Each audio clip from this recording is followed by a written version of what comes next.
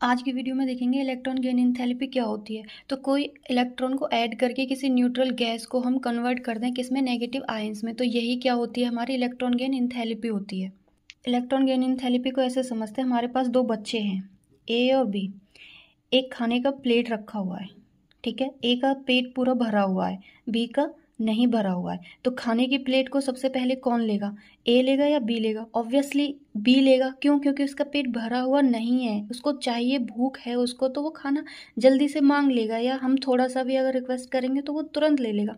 लेकिन ए को खाना खिलाने के लिए हमें बहुत ज़्यादा रिक्वेस्ट करनी पड़ेगी कि भाई खा ले, तब जाके वो कहीं थोड़ा बहुत खा पाएगा, ठीक है। तो ये क्या है, हमारी इलेक्ट्रॉन गेन एंथैल्पी। अब देखो, ये एंडोथर्मिक भी हो सकती है और ये एक्सोथर्मिक भी हो सकती है, ठीक है। एंडोथर्मिक कब होगी? ए वाले केस में। क्यों भाई? हमें इसे खाना खिलाने के लिए बहुत ज़्यादा एनर्जी देनी पड़ रही है, एनर्जी का रिक्वेस्ट करना पड़ रहा है।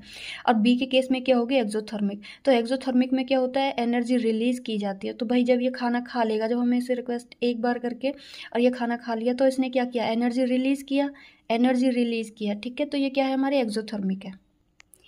ये इसकी छोटी सी डेफिनेशन है। अब देखो, अगर हम ट्रेंड की बात करें तो अगर हम लेफ़्ट टू राइट जाएंगे, पीरियड में लेफ़्ट टू राइट जाएंगे, तो हमारी जो इलेक्ट्रॉन गेन एंथैल्पी है वो क्या होती चलेगी, मोर नेगेटिव होती चलेगी। लेकिन डाउन टू ग्रुप जाएंगे तो क्या होगी, हमारी लेस नेगेटिव होगी। क्यों?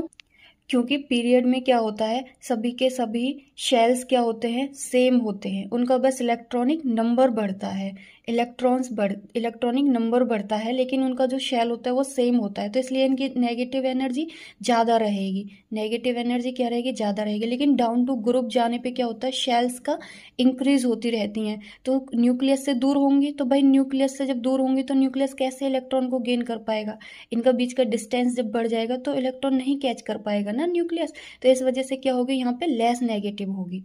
बिना एक्सेप्शन के हमारी केमिस्ट्री कंप्लीट हो सकती है? बिल्कुल नहीं हो सकती। अभी हमने ट्रेंड में देखा है, तो डाउन टू ग्रुप जाने पे लेस नेगेटिव होगा। लेकिन ऑक्सीजन फ्लोरीन के केस में क्या हो रहा है कि भाई वो लेस नेगेटिव है। किससे? सल्फर और क्लोरीन से भी। इस ऐसे तो होता है, ऑक्सीजन, सल्फर और क्या आएगा, फ्लोरीन एंड क्लोरीन, ऐसे ही तो आता है। लेकिन ये क्या है, ये लेस नेगेटिव है इनसे, जबकि इनको लेस नेगेटिव होना चाहिए था। तो ऐसा किस लिए हो रहा है? देखो, हम जब इलेक्ट्रॉन ऐड करेंगे तो किस में जाएगा, लास्ट ऑर्बिटल क्या है, पी है। इसमें क्या है, इसमें भी पी है। लेकिन देखो, जब हमारा एन का साइज बढ़ता है तो हमारा क्या होता है, ऑर्बिटल का साइज भी बढ़ता है। तो इस केस में क्या है, लेस स्पेस है, मोर इलेक्ट्रॉन आएंगे, रिपल्स करेंगे, तो क्या होगी, इनकी मोर इलेक्ट्रॉन गेन एंथैल्पी होगी। किसकी वजह से? लेस स्पेस होने की वजह से, ठीक है। इसमें क्या है, पी ऑर्बिटल क्या होता है, बिगर होता है इन साइज में, बस।